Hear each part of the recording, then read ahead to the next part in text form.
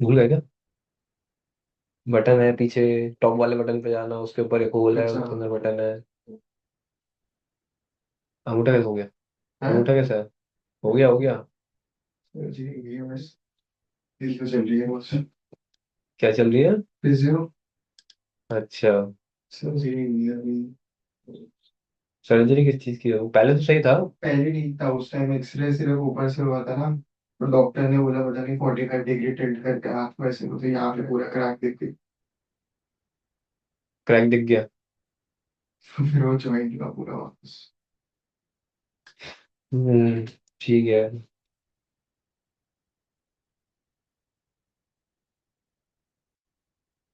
खेलने नहीं गए वापस फुटबॉल?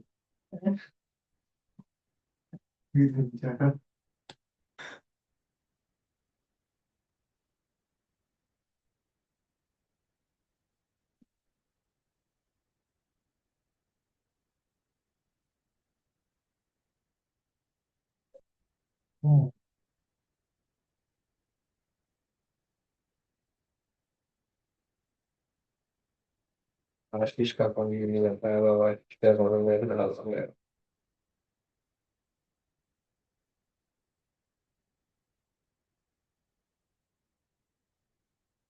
फ्रेंड्स ने कहा भाई।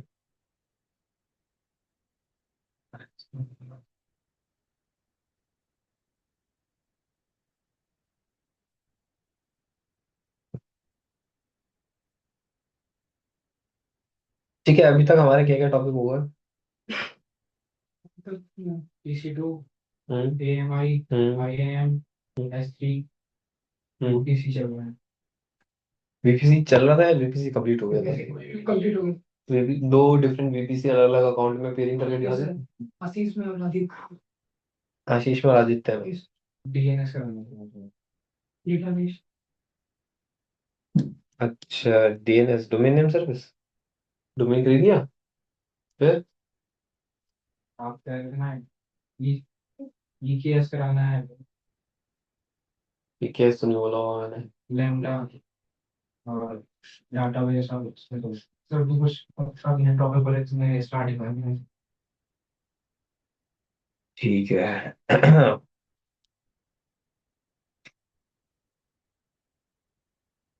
डोमेन खरीदो यार, डोमेन चाहिएगा। ठीक है। समझ गया, हम क्या करते हैं।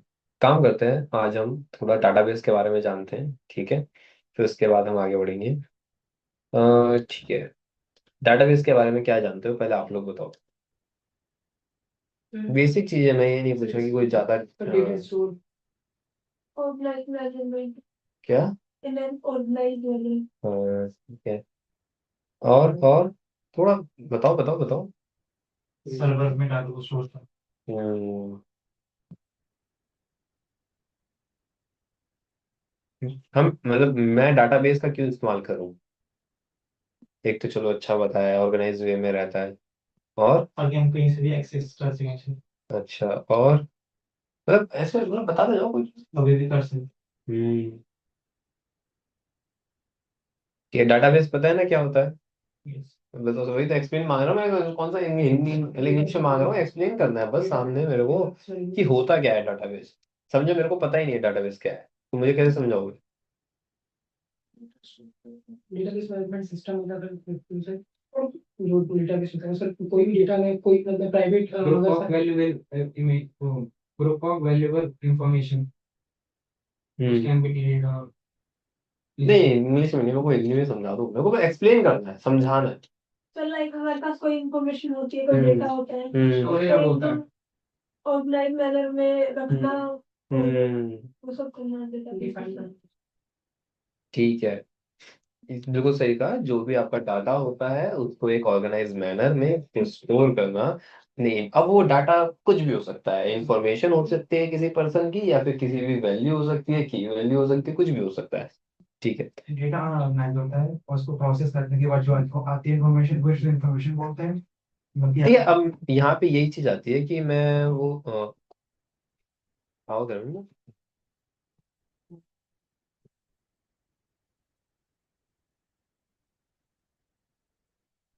इधर बैठो शाशु, इधर जगह बैठो। हाँ इधर आओ, इधर टेबल के पीछे ऐसे घुमा के बैठो, मेरे पास आ जाओ, यहाँ आ जाओ।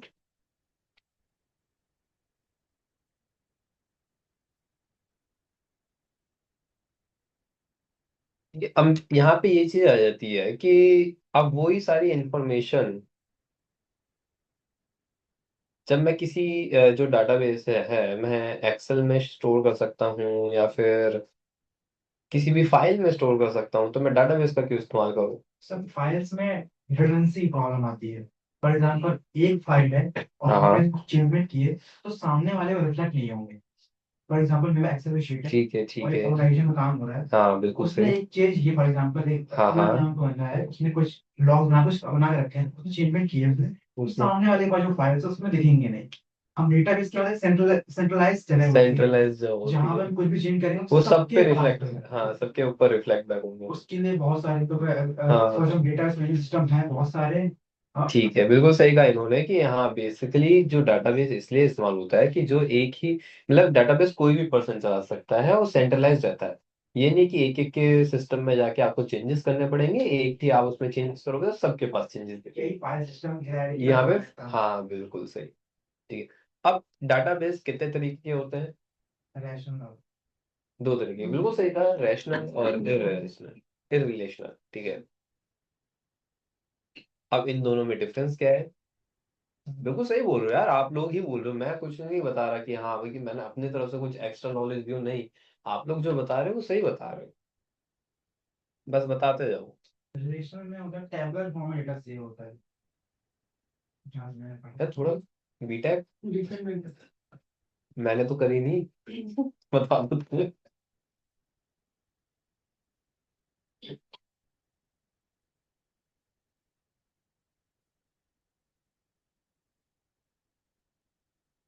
बताओ। हाँ मैं तुम्हें तो पूछ रहा हूँ, थोड़ा तो बताओ, मतलब क्या, मतलब सब बोल रहे हैं तो आप भी बोल सकते हो। यहाँ पे मना नहीं करेंगे कोई भी, बाकी मना करेगा नहीं ना? नहीं, मना नहीं करेंगे भैया। मतलब बड़े चुप चुप रहते हो यार, तुम बोलते ही नहीं। काम चल रहा है। कब से? एक महीने से, 2 महीने से, 3 महीने से? नहीं नहीं चल रही है, संभाल लेती हूँ। नहीं कोई नहीं, बीमार कर दो सब, कोई फर्क नहीं पड़ेगा, तुम बताओ। कुछ तो बताओ यार एटलीस्ट। डेटाबेस के बारे में हाँ, मैं सब बोल रहे हैं, आप भी बोलो, मैं एक चीज बोलना चाह रहा हूँ। सर सबने तो बोल ही दिया सर। बताओ, तुम रिपीट कर दो। और सर डेटाबेस मतलब उसमें डेटा स्टोर होता है और कभी भी एक्सेस कर सकते हैं, इनसे एक्सेस कर सकते हैं, यही सब चीजें सर। हम्म। ठीक है, दो तरीके के होते हैं ना, रिलेशनल और इररिलेशनल, क्या होते हैं? Sir relational database system ER diagram type कुछ है, शायद नहीं मिल। हाँ बताओ उसको, ऐसा ही कुछ है यार। क्या होता है रिलेशनल रिलेशनल? हाँ बताओ बताओ सब बताओ। रिलेशन टेबुलर फॉर्म में स्टोर होता है डाटा। टेबलर फॉर्म में स्टोर होता है और रिलेशनल में?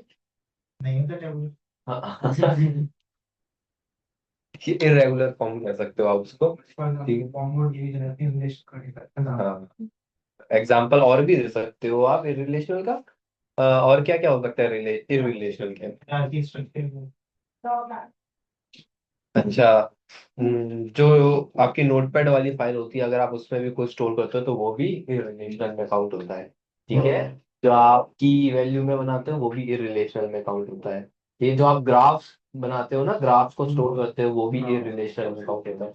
जो आप नॉर्मल है, हाँ पाई चार्ट बनाते हो, कुछ भी चार्ट वार्ट बनाया हुआ है, मल्टीपल चार्ट्स आपने बना रखे हैं और वो एक ही जगह रख रखे हैं, रिलेशनल में काउंट होता जो भी डेटा आपका टेबुलर फॉर्म में सेव नहीं हो रहा है। है। हाँ वो सब इररिलेशनल में काउंट होता है। ठीक है। और रिलेशनल में ऑब्वियस है, आपने सही कहा, किसमें? टेबुलर फॉर्म में। अब टेबुलर फॉर्म का मतलब क्या होता है? टेबल जिसके अंदर रो और कॉलम दोनों इंक्लूड है, जिसके अंदर नंबर ऑफ रोज और नंबर ऑफ कॉलम सही मतलब उसमें रहते हैं मैनर में। ठीक है। अब ऐसा ही सेम एडब्ल्यूएस में है। एडब्ल्यूएस में दो तरीके के डाटाबेस आपको मिलेंगे, रिलेशनल एंड इररिलेशनल। रिलेशनल और इररिलेशनल यहाँ पे इन्होंने बता रखे हैं, कितने इसमें रिलेशनल है, कितने इसमें इररिलेशनल। ठीक है। Relational database it support 6 commonly use database. अब 6 कॉमनली इन्होंने तो बोल दिया, सिंपल इन्होंने 6 ही दे रखे हैं वैसे तो। कौन कौन सा हो गया? पोस्टग्रे, माइस्क्वेल, स्क्वेल आपने सुना होगा, ओरेकल सुना होगा। तो कॉमनली जो पॉपुलर है वो सारे ही इन्होंने मेंशन करे। अब आपको यहाँ पे एक एक्स्ट्रा मिलेगा क्या? amazon और औरोरा। औरोरा क्या है? ये भी रिलेशनल में काउंट होता है, पर ये amazon वालों खुद ने ही डेवलप करा है। ठीक है, ये पब्लिकली किसी के पास नहीं, आपने कभी सुना ही होगा इसके बारे में। ये AWS का ही डाटाबेस है, ये बाहर नहीं मिलता। अगर आप इसको स्पेसिफिकली औरोरा पर डाउनलोड करोगे तो वैसा कोई है ही नहीं। ये AWS का ही डाटाबेस है, जो इन्होंने खुद ने ही डेवलप कर। औरोरा दो तरीके के होता है, एक तो नॉर्मल औरोरा और एक औरोरा पोस्टग्रे। उन्होंने दो बना रखे हैं, पता नहीं क्यों ना। तो सेम ही है, ये भी रिलेशनल में ही काउंट होते हैं। AWS में आपको एक मिलेगा RDS, मतलब दो सर्विसेज है। एक होती है RDS और दूसरी होती है डायनामो डीबी। क्या कहते हैं? Dynamo dB. तो जो RDS है वो हो गई रिलेशनल, तो डायनामो डीबी क्या हो जाएगी? रिलेशनल। मतलब वो रिलेशनल के लिए सर्विस इस्तेमाल, इसके अंदर आप मोंगो डीबी को इस्तेमाल नहीं कर सकते। अब आपको यहाँ पे ये डायनामो डीबी मैंने आपको बताया ना, इट इज, अब ये बात ध्यान रखना। अब आपने ये तो बता दिया, ठीक है, रिलेशनल और इररिलेशनल में डिफरेंसेस क्या है, कि मतलब वो टेबलर में वो ये है, पहले तो एक डिफरेंस हुआ, अब एक तो होगा ही, उसमें और भी होंगे। ठीक है, अब ये बात ध्यान रखना, जो इररिलेशनल होता है ना, ये फास्ट काम करता है एज कंपेरिजन टू रिलेशनल। जैसे अगर मैं आपको समझाऊं, अगर रिलेशनल है, समझो टेबलर फॉर्म में है, आपने वहां पे 1 लाख लोगों का डाटा डाल रखा है, ठीक है, और सेम 1 लाख लोगों का डाटा आपने इस रिलेशनल में डाल दिया, दोनों में डाल दिया, ठीक है। और अगर आप फिल्टर मतलब क्वेरी लगाते हो दोनों साइडेड में, तो जो इन रिलेशन की क्वेरी है वो जल्दी और फास्ट वर्क करेगी, उसके अंदर से डाटा जल्दी fetch out as comparison to relation में। उसमें क्वेरी थोड़ा सा स्लो काम करती है, आपको सेकंडों का फर्क मिलेगा, होता तो सेकंड्स में ही। प्राइमरी की होती है, हाँ हाँ। रिलेशनल भी होती है। हाँ होती है, प्राइमरी की दोनों में होती है, पर इसके अंदर ज्यादा जल्दी फास्ट काम करता है। ठीक है, और फ्लेक्सिबल भी है। अब फ्लेक्सिबल कैसे हुआ? अब इसमें फास्ट काम क्यों करता है ये भी ध्यान रखना। इसमें क्या है कि ऑर्डर वाइज रहता है, इसके अंदर कोई ऑर्डर नहीं है। प्राइमरी की तो इसमें भी है, जैसे इसमें क्या ऑर्डर क्या रहेगा, 1 2 3 4, इसमें ऑर्डर नहीं रहेगा, 1 1 के बाद सीधा 5 5 के बाद 2, ऐसे रहता है। फिर रिलेशन में ऑर्डर नहीं रहता, ऑर्गेनाइज पैटर्न नहीं रहता। ऑर्गेनाइज रहते ही नहीं, रिलेशनल में ऑर्गेनाइज रहता है। ऐसे नहीं रहता तो फॉर एग्जाम्पल कुछ ऑर्गेनाइज है, हमारी सर्चिंग उसमें डीएसए लगा रहे हैं फॉर एग्जाम्पल सर्च हाँ तो लगाई, हाँ। तो फॉर एग्जाम्पल पता है कि 100 वन अब यही तो है कि अगर मैं 99 सर्च मारना चाहता हूँ तो 1 से लेके 99 तक सर्च मारेगा। और अगर अनऑर्गेनाइज में अगर 99 पहले भी आ गया तो वो पहले ही दे देगा मुझे, इसलिए वो फास्ट काम करता है, इसलिए वो फ्लेक्सिबल है ज्यादा। बस यही है। और अगर आप सोचोगे कि भाई बहुत बड़ा अंतर दिखता है, इतना भी अंतर नहीं है, बस मिली सेकेंड्स का या सेकेंड्स का आपको अंतर मिलेगा। क्योंकि ऐसा नहीं है, बाकी तो आपके सिस्टम पे डिपेंड करता है ना, कि आपके सिस्टम में या डाटाबेस में आपने कितनी रैम या सीपीयू ले रखा है, जितना अच्छा होगा तो और अच्छा वर्क करेगा। ये तो एक मतलब आप एक्स्ट्रा पॉइंट्स आप डिफरेंस में आप सामने जो आपका इंटरव्यू ले रहा होगा उसको बता सकते हो। आप कुछ डिफरेंसेस अगर आपको नहीं आ रहा है तो आप इन चीजों के बारे में बोल सकते हो, मैं वो चीज बता रहा हूँ, ठीक है। वैसे कोई ज्यादा बड़ा अंतर नहीं है कि आप सोचोगे हाँ भाई 1 1 घंटे का या आधा आधे घंटे का पुट इतना भी कुछ थोड़ा मिलेगा। ऑब्वियस है, अगर 1 लाख लोगों का डाटा तो मेरा पास सीपीयू भी अच्छा खासा ही होगा। ठीक है, अब आते हैं यहाँ पे। ये होता है एक रेड शिफ्ट, इसके अंदर कॉन्सेप्ट होता है रेड शिफ्ट। क्या होता है, समझो आपके पास मल्टीपल डाटा बेसिस है, बट आपसे मैनेज नहीं हो पा रहे। तो रेडशिफ्ट क्या होता है, it's the warehouse of database. मतलब आपके पास मल्टीपल डाटाबेस है, उसके अंदर रख दो तो आप इजीली मैनेज कर पाओ। तो ये एडब्ल्यूएस की मतलब अंदर फंक्शनलिटी है रेडशिफ्ट की। ठीक है, इलास्टिक कैच क्या होता है, मतलब आपके डाटाबेस की कैच फाइल बना के रखना। जैसे कि आपने पहले जो प्रीवियस क्वेरी चलाई होगी तो उसकी एक कैच फाइल बना देगा, वापस सेम क्वेरी लगाओगे तो जल्दी आपको वो मिल जाएगा, जो भी आपको कंटेंट चाहिए या आपको डाटा चाहिए। ठीक है, तो इस तरीके से हम कर सकते हैं। AWS डाटाबेस माइग्रेशन सर्विस, मतलब कि आपने ये समझो मैंने माइस्क्वेल की एप्लीकेशन डाउनलोड कर रखी, उसके अंदर मैंने जो सर्वर है डाउनलोड कर रखा है, उसके अंदर मैंने डाटाबेस बनाया है। अब उसको मेरे को शिफ्ट करना है उठा के AWS में, तो आप माइग्रेट भी करवा सकते हो इस तरीके से। ठीक है, तो ये सारी सर्विसेज हमें AWS डाटाबेस सर्विसेज के अंदर मिलती हैं, मतलब इरेशनल, इररिलेशनल। ऑरोरा तो वही इन्होंने एक्स्ट्रा दे दिया इन्होंने अपनी तरफ से बना के, और रेड शिफ्ट हो गया warehouse of database, elastic cache और माइग्रेशन सर्विसेज। ठीक है। अब रिलेशनल के अंदर में यहाँ पे मैंने लिख तो रखा है व्हाट इज रिलेशनल, पर सबको पता है कि रिलेशनल क्या हो। एक ऑर्गेनाइज वे में रखना, एक टेबुलर फॉर्म में रखना, just like a Excel sheet. ठीक है। अब हम बता सकते हैं, राइट ना। अब सबको पता है, जिसको नहीं पता था उसको भी पता चले। ठीक है। ये सारे हमें मिलेंगे ही मिलेंगे, या फिर तो एक काम करते हैं, मैं सीधा प्रैक्टिकल दिखाऊं, हमें पता ही है कि भाई। अब यहाँ पे लेकिन मैंने है ना, देखो हर डाटाबेस से रिलेटेड आपको है ना कुछ डिफरेंसेस पता होने चाहिए। जैसे कि अभी यहाँ पे आपको 6 मेंशन करे हुए हैं, 6 है ना। अब आप सोच रहे होगे कि भाई 6 है, अब मैं इनमें से कौन सा इस्तेमाल करूं, भाई कौन सा मेरे लिए बेस्ट है, ये भी तो आता है। तो आपके बजट कितना है उस पर डिपेंड करता है, और आप रिक्वायरमेंट, हाँ बजट ही हो गया एक तरीके से, और आपका डाटा कैसा है। अगर आपका डाटा बढ़िया काम कर रहा है ऑरोरा में या पोस्टग्रे में, तो उस पर भी डिपेंड करता है। ठीक है, क्योंकि इनमें डिफरेंसेस हैं हल्के हल्के, बिल्कुल माइन्यूट आपको डिफरेंसेस मिलेंगे, जो एडब्ल्यूएस में मिल सकते हैं। जैसे कि अगर आपको दिखाऊं, यहाँ पे आपको दिख रहा होगा कि ये सबसे पहले क्या है, इनपुट आउटपुट की स्पीड, कि रीड एंड राइट की स्पीड आप कह सकते हो, डाटाबेस के अंदर रीड एंड राइट की स्पीड आपको जो मिल रही है यहाँ पे ये, और रेंज ऑफ स्टोरेज, कि आपको इतने से इतने तक की आपको स्टोरेज मिलेगी एक डाटाबेस अगर लेते हो तो। ठीक है। अब जैसे मारिया डीबी है, मारिया डीबी है, मोमो डीबी नहीं है, मारिया डीबी है। ठीक है, it's same as a SQL server. ठीक है, माई स्क्विल स्क्विल की तरह यूज है मारिया डीबी। इसमें देखो इनपुट आउटपुट की स्पीड क्या है, 1000 से लेके 80,000 आईओपीएस की आपको मिल जाएगी पर सेकेंड। 100 जीबी मिनिमम है, मैक्सिमम 64 टेराबाइट। सेम है सबका वैसे स्टोरेज, बस एक की स्टोरेज अलग होती है, किसकी, स्क्विल की। इसमें मिलती है आपको 20 जीबी मिनिमम टू 16 टेराबाइट तक। ठीक है, अगर आपका स्क्विल में काम हो रहा है तो आप स्क्विल ले लो, कम चाहिए तो। इसकी स्पीड आप देख सकते हो, उसकी स्पीड भी कम है। 1000 से लेके 64,000 आईओपीएस की सबसे ज्यादा स्पीड आपको मिलेगी ओरेकल की। कितनी है, 1000 से लेके 256,000 आईओपीएस। ठीक है। तो यहाँ पे आपको ये, हमें इनपुट अगर कोई डिफरेंसेस पूछता है, तो हमें कुछ नंबर्स के बेसिस पे हम डिफरेंसेस बता सकते हैं। और वैसे तो हम बोलो इनपुट आउटपुट पर सेकेंड। अब यहाँ पे वैसे तो मैंने कुछ कुछ पॉइंट्स अच्छे खासे दे रखे हैं, पर ये सारे के सारे सिमिलर है। अब आपको ये जो, अगर यहाँ पे मैं जैसे मैंने स्क्विल सर्वर के 6 पॉइंट्स दिए हैं, ऐसे ओरेकल के भी 6 पॉइंट्स, ये मैं शेयर कर दूंगा ये वाली फाइल, ताकि आप देख सको। वीपीसी की, ठीक है, वीपीसी की देख के एक बार शेयर करता हूँ मैं। ठीक है। ओरेकल की यहाँ पे 6 पॉइंट्स हैं, अब ये छः छः तो याद मत करना, तीन तीन चार चार काफी हैं। और मोस्टली क्या है, इन सब में सिमिलर है पॉइंट्स, क्योंकि है तो रिलेशनल ही, तो इनमें आपको सेम वो मिलेगी फंक्शनैलिटी, मतलब सेम आपको एडवांटेजेस सेम वो, क्योंकि ज्यादा डिफरेंसेस है ही नहीं, बस मैंने क्या कहा माइन्यूट डिफरेंस था, जो आपको इनपुट आउटपुट पर सेकेंड और जो स्टोरेज के बेसिस पे आपको डिफरेंसेस मिलेंगे वो मिलेंगे।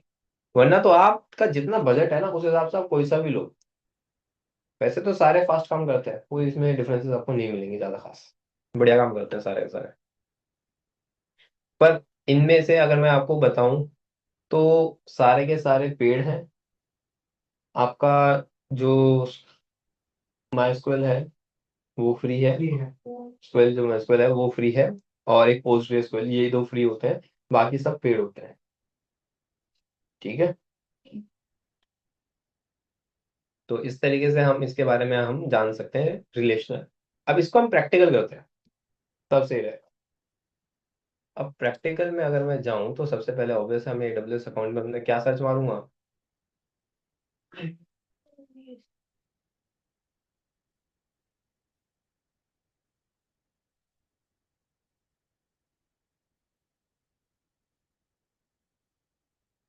ठीक है, यहाँ पे मैं जाऊंगा डाटाबेस पे, अभी मेरे पास कोई भी डाटाबेस नहीं है क्रिएटेड, तो मुझे क्रिएट करना है, इस पे जाएंगे।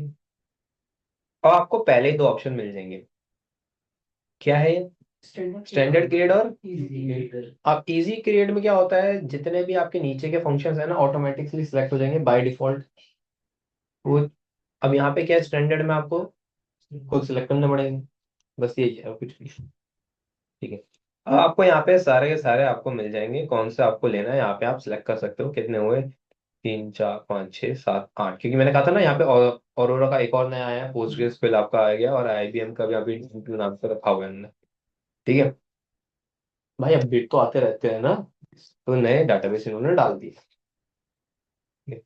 आप इनमें से जो सा भी चाहो वो ले सकते हो, कोई इशू नहीं है, बस सारे पेड मोस्टली। यहाँ पे हमने माइस्क्वेल ले लिया, मैं माइस्क्वेल पे दिखा रहा हूँ, वैसे जो ऑप्शंस आप देखोगे सब पे सेम दिखेंगे, पर मैं आपको एक्स्ट्रा ऑप्शंस दिखा दूंगा। ठीक है, अब यहाँ पे आओ, अब माइस्क्वेल का कौन सा वर्जन लेना है ये बताओ। भाई माइस्क्वेल के भी तो वर्जन आते हैं। ठीक है, कौन सा लेना है यहाँ पे सिलेक्ट कर सकते हो। लेटेस्ट तो अभी इसने ऑटोमेटिकली यहाँ पे माइस्क्वेल 8.039 इन्होंने ले लिया। ठीक है, फिर क्या है, टेम्पलेट्स।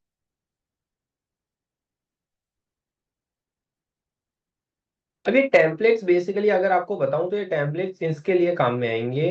नीचे ये फंक्शनैलिटी दिख रही है, अवेलेबिलिटी एंड ड्यूरेबिलिटी एक ही चीज है, ये टेम्पलेट्स इसके लिए काम में आएंगे। अगर आप फ्री टायर ले लोगे ना तो ये बंद हो जाते हैं ऑप्शंस। यहाँ पे प्रोडक्शन और डिवाइस एंड टेस्ट, और ये प्रोडक्शन के लिए ऑन रहते हैं। अब इसमें है क्या,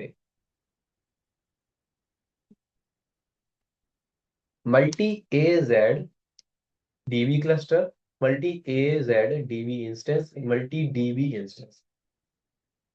ये क्या कह रहा है कि जितने भी आपके डाटाबेस हैं, अब इसमें है ना ये फायदेमंद वाली चीजें हैं, मतलब ये जो होती है इसमें क्या है, जितने अगर आप समझो एक वीपीसी के थ्रू अपने वीपीसी भी अटैच करेंगे, अभी इसके अंदर भी अपना लगता है नेटवर्क लगता है, और वैसे एक डाटाबेस को अगर आप लॉन्च करोगे तो उसको सीपीयू रैम तो बतानी पड़ेगी ना, चाहिए उसको भी।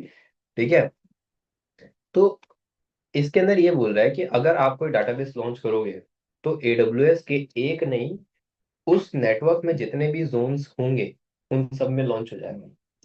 मतलब बैकअप के तौर पे एक बिल्डिंग नहीं, उसके जितने भी आपने जितने अलग अलग जोन्स ले रखे हैं उन सब में एक नेटवर्क के अपने उसमें लॉन्च हो जाएगा। इंस्टेंस में क्या बोल रहा है, नेटवर्क नहीं काउंट करेगा, आप जितने नंबर ऑफ जोन्स लोगे उसमें लॉन्च हो जाएगा। और देखो, ऑब्वियस है, अगर मैं एक चीज 3 बिल्डिंगों में लॉन्च करूंगा तो 3 बिल्डिंग के हिसाब से मुझे पैसे देने हैं। काम आप एक ही डाटाबेस में करोगे, ये नहीं है कि आप बाकी दो में काम करोगे, वो ये एक ही दिखाएगा, फ्रंट पेज एक ही आएगा, पर बैकग्राउंड में वो दो जगह बैकअप के लिए सेव है। ऐसा नहीं है कि एक बिल्डिंग गई तो आपकी दूसरी बिल्डिंग में मिल जाएगा डाटा। ठीक है, सिंगल में क्या होता है, ऑब्वियस है, एक ही जगह पे आपको मिलेगा, एक ही बिल्डिंग में वो बैकअप के लिए दो बिल्डिंगों में सेव नहीं करेगा। ठीक है, जैसे मोबाइल फोन था। हाँ बिल्कुल। अब मेरे को तो यार ऑब्वियस है, ये तो पेड है, ये तो मैं लूंगा नहीं, मैं फ्री टायर लूंगा। फ्री टायर में आपको ये सारे ऑप्शंस देंगे, और फ्री टायर में जब आप फ्री टायर सेलेक्ट करते हो तो इसके बाद जो आपके सीपीयू और वो भी होते हैं वो भी आपको नहीं मिलेगा। वो ही आपको वही मिलेगा, 2 जीबी रैम और 1 जीबी, मतलब 2 जीबी दो सीपीयू और 1 जीबी रैम। अगर मैं प्रोडक्शन वाला लेता हूँ तो इसमें वो भी ओपन हो जाते हैं कि कितनी रैम आपको चाहिए, वो जो हम सेलेक्ट कर सकते हैं ना, एक्स्ट्रा पेयर्स आते हैं वो भी आप सेलेक्ट कर सकते हो। हाँ, तो वैसे कॉस्ट इसके लास्ट में लिखी होती है। फिर क्या है, यहाँ पे डाटाबेस का अगर आपको नाम बदलना है कुछ अपने हिसाब से, मतलब जो बाहर एडब्ल्यूएस के सामने दिखेगा, मतलब एडब्ल्यूएस के पोर्टल पे जो दिखेगा, यहाँ पे मैं वो नाम रख सकता हूँ, जैसे मैंने कह दिया 21, तो वो नाम जस्ट चेंज कर लेते हैं। फिर जब आप डाटा हो तो उसमें लॉगिन भी करते हैं, क्या करते हैं कि नहीं करते हैं, तो सुपर यूजर बनता है। तो यहाँ पे अगर आपको सुपर यूजर बनाना है तो आपको उस यूजर का नाम बताओ, और उस यूजर किस यूजर से आप लॉगिन करोगे उसका पासवर्ड बताओ। सुपर यूजर जो बनाते हैं डेटाबेस में, तो यहाँ पे मैं एडमिन लिखना चाहूँ तो एडमिन लिख सकता हूँ, या फिर इसका नाम बदलना चाहूँ तो मैं जैसे यहाँ पे मैंने कह दिया रूट लिख दूंगा तो रूट से लॉगिन करूंगा। ठीक है, अब यहाँ पे क्या चाहिए, ऑटो जनरेटेड पासवर्ड या फिर खुद बनाना है, मैंने कहा मैं खुद बनाना चाहता हूँ। तो मैंने कह दिया कैपिटल आर रूट 1 2 3 4 5, ठीक है। कैपिटल आर रूट 1 2 3 4 5, ठीक है। तो हो ही जाएगा ना। हाँ, 8 करेक्टर्स का तो हो ही गया। सर मैं आया, क्या करा मैंने, सुपर यूजर बनाया और डाटाबेस का जो भी नाम देखना था वो बनाया।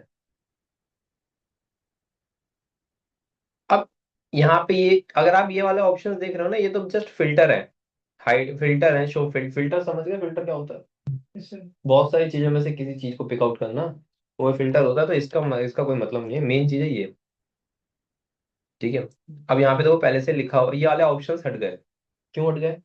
फ्री टायर की वजह से। अगर पेड लेता तो यहाँ पे स्टैंडर्ड इंक्लूड हो जाता है। स्टैंडर्ड में क्या होता है, यहाँ पे ये फिल्टर हो जाता है कि आप स्मॉल कौन सा वाला लेना चाहते हो।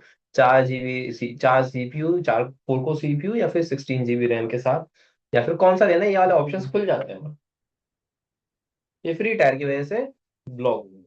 आप अभी कौन सा ले सकता हूँ मैं, ये T3.micro या फिर T4G.micro, इसमें 2 कोर CPU मिल रहा है, इसमें भी 2 कोर CPU 1 GB रैम और 1 GB रैम। तो ज्यादा इनमें डिफरेंसेस है नहीं, ठीक है। तो यहाँ से हम अपना CPU या फिर कितनी में रैम कितनी में मेमोरी देना चाहता हूँ वो उस पर डिपेंड कर रहा है। अभी स्टोरेज ही बताएंगे आगे। अभी हमने देखा था ना MySQL की मिनिमम कितनी थी, 20 GB से लेके 16 TB।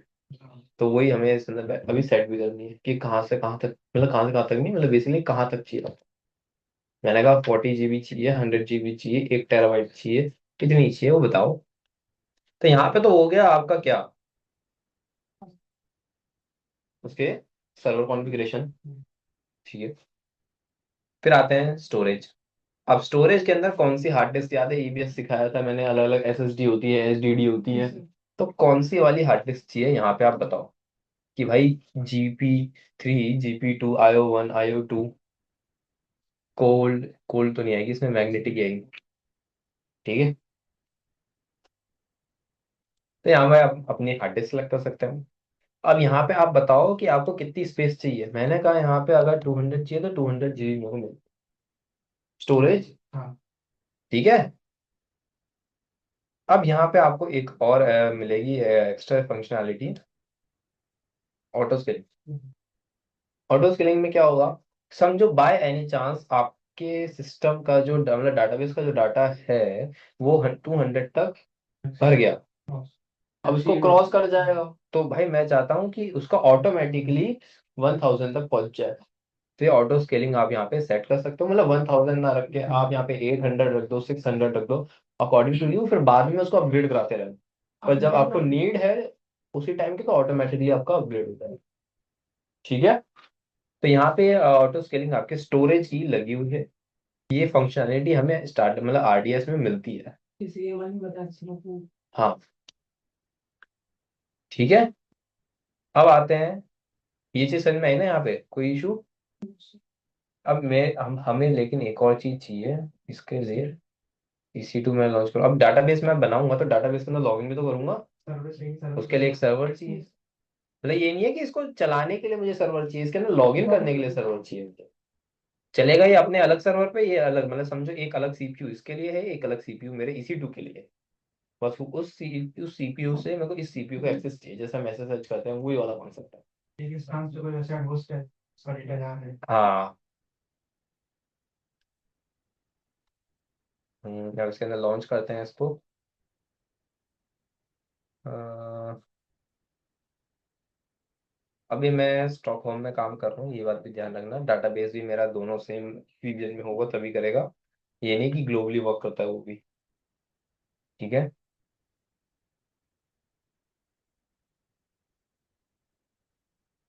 एसएसएच तो लोग प्राइवेट यूज करते हैं,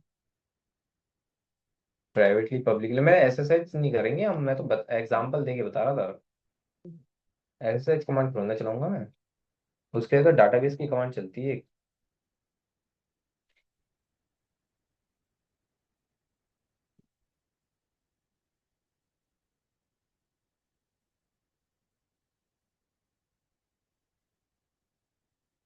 ठीक है।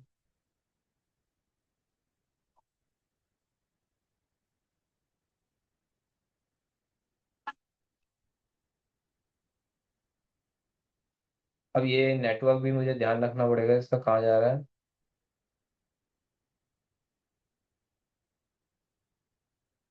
बाकी अगर आगे कुछ फायरवॉल में चेंजेस तो हमें वैसे करने नहीं पड़ते, पर करने पड़ेंगे तो दिखा।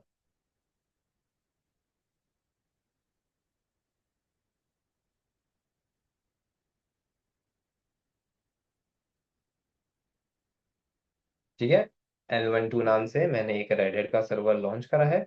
ये मेरी पब्लिक आईपी, ये मेरी प्राइवेट आईपी।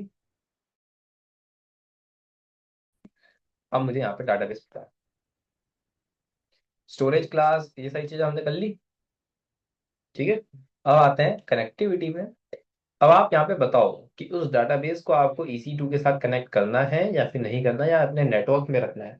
अब नेटवर्क पे अगर रखूंगा, उस नेटवर्क के अंदर जितने भी नंबर ऑफ सर्वर्स लॉन्च होंगे उनके साथ मैं कनेक्ट कर सकता हूँ। अब इसमें क्या रहेगा, एक स्पेसिफिक EC2 के साथ रहेगा। समझ में आया मैंने क्या कहा। इसके अंदर अगर चूज करता हूँ तो इसमें क्या है, मैंने VPC सेलेक्ट करा।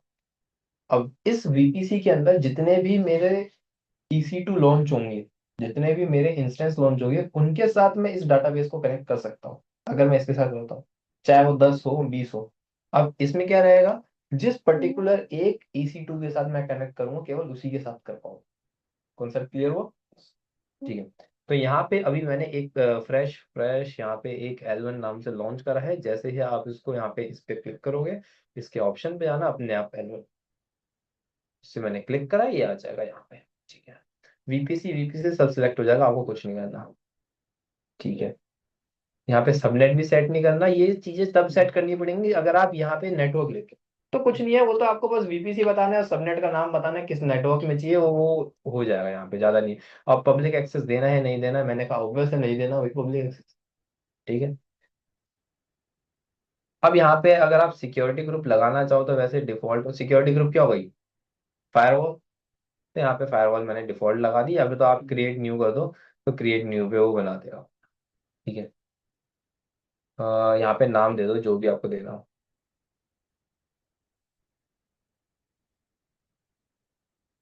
ठीक है,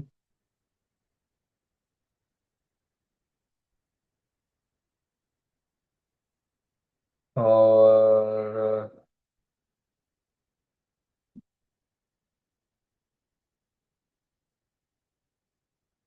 देख लेता हूँ, वो छूटा तो नहीं।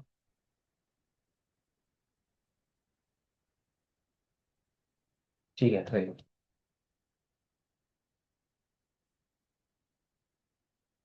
यहाँ पे एक आपको एडिशनल वो मिल जाएगा, डाटाबेस का पोर्ट नंबर पता होगा, अगर माइस्क्वेल का क्या होता है 3306। चेंज करना है यहाँ से हम चेंज कर सकते हैं, पर हमें चेंज नहीं करना है, अभी हम बाय पोर्ट ही चला रहे हैं। बस आपकी ये ना कमांड जो है वो बदल जाएगी लॉगिन करने की, अगर आप इसके अंदर पोर्ट नंबर चेंज करते हो तो। पर हम इसको नहीं चेंज कर रहे। अब आते हैं डाटाबेस ऑथेंटिकेशन, कि आप जो डाटाबेस के अंदर लॉगिन करोगे तो किस पासवर्ड से लॉगिन करोगे, कैसे लॉगिन करोगे, ये चीज बताओ। Password and I am authentication लगाना चाहते हो, या फिर पासवर्ड यहाँ पे करबोज लगाना चाहते हो, या फिर आप पासवर्ड ऑथेंटिकेशन। मैंने कहा भाई पासवर्ड ऑथेंटिकेशन के थ्रू करूंगा, मतलब जब मैं पासवर्ड टाइप करूंगा उसके थ्रू ही मुझे लॉगिन करना है। ठीक है, यहाँ पे आपको एक एडिशनल, अब देखो ये यहाँ पे अगर मैं क्लिक करूंगा तो मेरा डाटाबेस बन जाएगा। ठीक है, पर मैं एक इसके अंदर एक एडिशनल कॉन्फ़िगरेशन भी होती है। क्या होती है इसके अंदर, अगर आप चाहते हो कि अपने जैसे जो डाटाबेस लॉन्च हो उसके अंदर एक बना बनाया डाटाबेस है, कभी किसी ने डाटाबेस चलाया है। हाँ, इसको सर यूज किया है। चलाया डाटाबेस है। MySQL। हाँ माइस कोई सा भी, मैं यही पूछ रहा हूँ, माइस कोई डाटाबेस चलाया है? नहीं नहीं चलाया, चलाया हुआ नहीं, तुमने चलाया। अरे थोड़े से ने चलाया, हाँ या ना बोलो ना यार, ठीक है चलाया तो चलाया है ना, मैं कुछ क्या सुना रहा हूँ। ठीक है, तो अगर इसमें क्या होता है, देखो जब आप कोई डाटाबेस लॉन्च करते हो ना, उसके अंदर ऐसा नहीं है कि अभी यहाँ पे जो डाटाबेस में लॉन्च करूंगा, ये अभी मैं सर्वर लॉन्च कर रहा हूँ, क्या लॉन्च कर रहा हूँ, ये बात ध्यान रखना, सर्वर लॉन्च कर रहा हूँ। अब इसके अंदर सर्वर के अंदर लॉगिन करके ये नहीं कि मैं डायरेक्टली टेबल बना दूंगा, ये बात भी ध्यान रखना। पहले क्या लॉन्च हो रहा है, ये सर्वर। अब इस सर्वर के अंदर आपके एक समझ लो कंटेनर बनता है, container in the sense database बनता है। ठीक है, उस डाटाबेस के अंदर जाके टेबल बनती है। ये जो होता है ना क्रिएट डाटाबेस हम करते हैं कमांड, अगर याद हो तो। ठीक है। अभी मैं सर्वर लॉन्च कर रहा हूँ, मैं ये मत सुनना मैं डाटाबेस डाटाबेस बोले आ रहा हूँ, डाटाबेस बोले आ रहा हूँ, तो आप सोच रहे हो इसके अंदर लॉगिन करूंगा बस डायरेक्टली टेबल बना दूंगा। ऐसा नहीं होता इसका। ठीक है। हमने जो बनाया तो उसने create table table name then. हाँ, क्रिएट टेबल से पहले आपको एक और कमांड चलानी पड़ती है, क्रिएट डाटाबेस। जैसे वीपीसी में सर कंटेनर के अंदर जितने आईपी नहीं, वीपीसी नहीं, वीपीसी नहीं है, वीपीसी का कुछ लेना देना नहीं है, तुम उसके साथ इसको मत जोड़ो, वरना कंफ्यूजन बहुत गंदी क्रिएट हो जाएगी। ये अभी मैं क्या लॉन्च कर रहा हूँ, एक डाटाबेस का सर्वर लॉन्च कर रहा हूँ। इस सर्वर के अंदर जाके पहले आपको एक डाटाबेस बनाना है, उसके अंदर जाके टेबल्स बनती है। अब डाटाबेस इन द सेंस, जैसे मैं अगर आपको बताऊं, जैसे मैंने कहा, मैंने बनाया एक जैसे ये सर्वर लॉन्च करा, एक सर्वर के अंदर आप जितने चाहो उतने नंबर ऑफ डाटाबेस बना सकते हो, एन नंबर ऑफ। जैसे मैंने एक बनाया क्रिएट डाटाबेस एक्टर्स। अब उसके अंदर जितनी भी मैं टेबल्स बनाऊंगा वो एक्टर्स से रिलेटेड होंगी, जैसे मैंस एक्टर्स, वुमेन्स एक्टर्स, या फिर जो इस तरीके के अलग अलग डिफरेंट तरीके के टेबल। अब मैंने मैंने बनाया डाटाबेस कस्टमर। कस्टमर नहीं, मैंने जैसे बना दिया शिप्स का, तो उसके अंदर मैं शिप्स से रिलेटेड बनाऊंगा। अब एक्टर्स और इसका कुछ लेना देना ही नहीं होगा, वो वाले एक अलग डाटाबेस बनेगा, वहां पे एक अलग डाटाबेस तो कोई बनेगा। तो नहीं पता। हाँ। बीपीसी में आपने बताया था कि एक कंटेनर होता है उसमें कोई भी आईपी जो हम डिफाइन करते हैं उसका अलग अलग अपना अपना पोर्ट को होता है अलग होता है। जो स्ट्रक्चर बताया था आपने सर। हाँ, समझ में आ गया ना? तो बस मेरे को नहीं आया, बस समझ में आ जाना चाहिए, बस मेन चीज ये। तो मैं यहाँ पे, ये क्या होता है database option, initial database name, कि मैं चाहता हूँ कि बना बनाया मेरे को वहाँ पे मिले, तो मैं जैसे कि मैं यहाँ पे एक्टर्स लिख देता हूँ, तो मेरे को बना बनाया मिलेगा, फिर से बनाना नहीं पड़ेगा। तो यहाँ पे आप कर सकते हो, और यहाँ पे जैसे ही आप करोगे बस यहाँ पे क्रिएट डाटाबेस पे क्लिक करना। सर इसमें वो मॉनिटरिंग का ऑप्शन था उसका क्या काम है? मॉनिटरिंग में ये रहेगा कि बेसिकली वो बस देखता रहे उसको। यहाँ पे ऑप्शन दे रहा। अब मॉनिटरिंग के लिए मैं इसको इसलिए ऑप्शन अवेलेबल नहीं कर रहा क्योंकि अभी हम मॉनिटरिंग के टूल्स नहीं जानते हैं। जैसे हम एसएनएस नहीं जानते, क्लाउड वॉच नहीं जानते, क्लाउड ट्रायल नहीं जानते। तो अभी मैं इसलिए उस वाले ऑप्शन को मैंने अवेलेबल नहीं करा। उसमें क्या होगा, जैसे कि अगर आपके डाटाबेस में कोई भी चेंजेस होता है, जैसे ऑटोमेटिकली ऑटो स्केल हो गया, अब ऑटोमेटिकली हुआ तो मुझे पता चलेगा नहीं, तो मुझे पता चलाने के लिए मेरे को एक ईमेल तो आए, तो उसका मुझे सेटअप करना पड़ेगा। समझ में आया मैंने क्या कहा? तो वो होगा मॉनिटरिंग। ठीक है, पर मॉनिटरिंग अभी मैंने सेट नहीं करी क्योंकि हमें पता ही नहीं कि वो कैसे भेजेगा। तो अभी तो हम इसी पे ध्यान देते हैं। आ गया।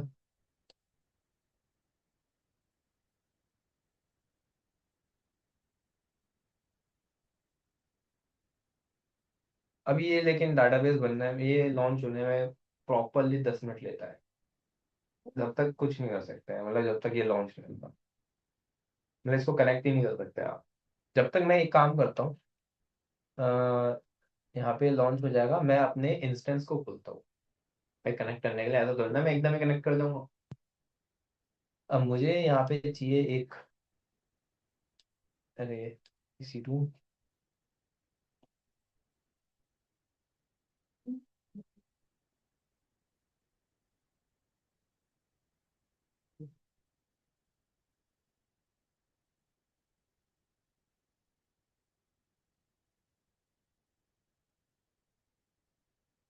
मेहनत तो नहीं कर रहा है शाश्वत। बता देना। यहाँ पे क्या लिखना है? इसी